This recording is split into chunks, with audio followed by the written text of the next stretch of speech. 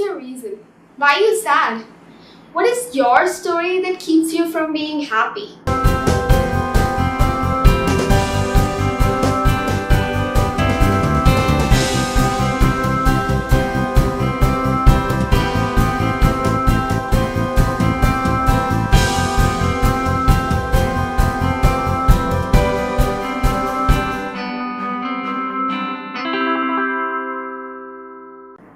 For instance, my story goes something like this. I hate my college. I do not like that I have to study so much. I don't have any friends. I have no purpose in life.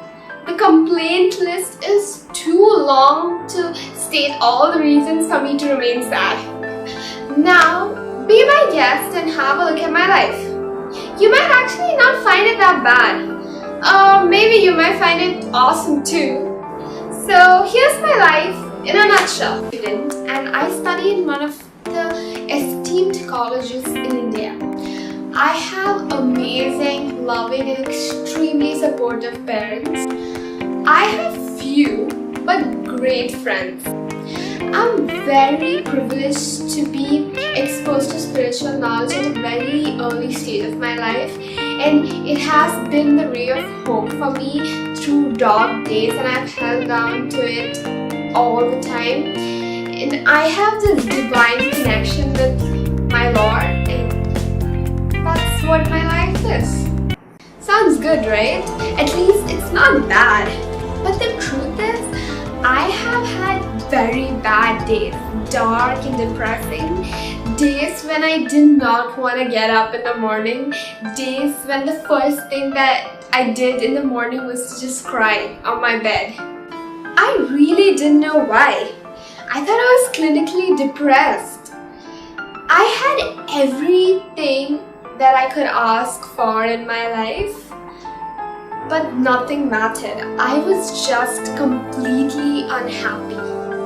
Now the happy part of my story starts here. When I receive this book and I read it.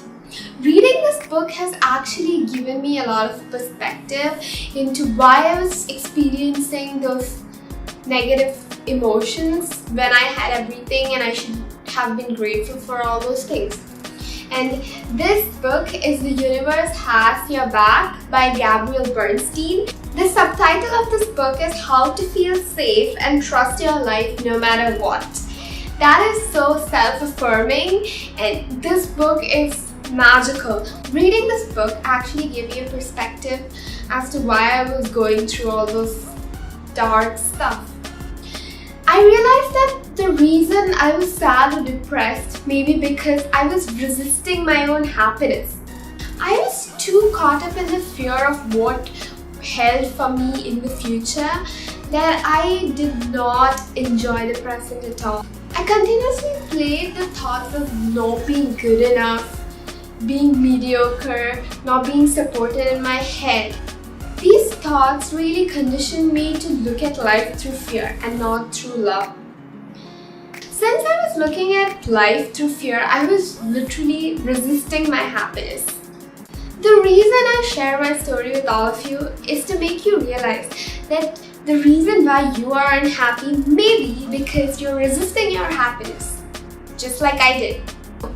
The aim of this video is to make you realize your own resistance, and I shall give you tools inspired from this book to realign with the loving energy of the universe.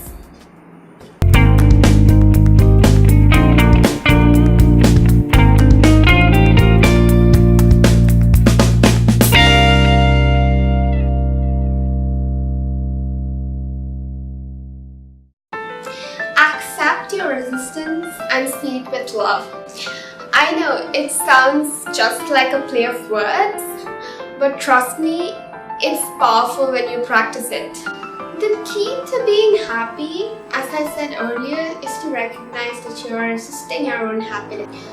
By doing this, you consciously bring that awareness to yourself, and this awareness can do magic. You know, you can end up blaming the entire world for your sorrow, but the only person that can change the situation is you. I know that sounds cliche, but that is the truth. And rather than being sad that you don't have anyone to blame a situation for, you could just take the responsibility and go ahead and change your life. You can get out of your way to happiness just by acknowledging that, oh my god, I am blocking my own path. You could simply tell yourself things like this: Maya, you're out of alignment with love. You're resisting your own flow of love. Because you need to feel those words, and this can actually drive all the negative emotions from your heart and create space for that loving energy to flow through you. A warning: your fear-based story would do anything to prevent you from seeking happiness. So be careful. Okay, once you realize that you are resisting your happiness, the next thing that you need to do is to surrender to love. What does that mean? Seriously, what does surrendering to love mean? So I know many of you might not believe in God or universal power or anything, and that's totally fine. I respect what you believe in and what you choose not to believe in. But I'm very sure that you do believe in love. And love is one of the highest energy in the world. So you can tell yourself self-affirming positive quotes that you can create it on your own. I want you to tell yourself this: I'm ready to see my life with love, and I'm ready for the presence of love to fill me up. You can make this process a little more easier by going back to a loving memory of yours. The most important thing is to see your life through love. Take that fear out and place it in the hand of love. For example, my fear-based thoughts usually revolve around my future. So it will go like, oh my god, what am I gonna do in the future? What is going to bring me money, and what will I be doing, and where will I be, and will I love what I am doing? Is this what I meant to do in life? Oh gosh, really scary stuff. Now, if I have to apply the tools that I just mentioned, here's how it's going to be. I am out of alignment with love right now, and I recognize that. I'm just replaying my fear-based stories over and over again. And this is not real. The future is not real. I'm resisting my happiness, and I choose love instead of this. I choose love instead of this. I choose to see this with love.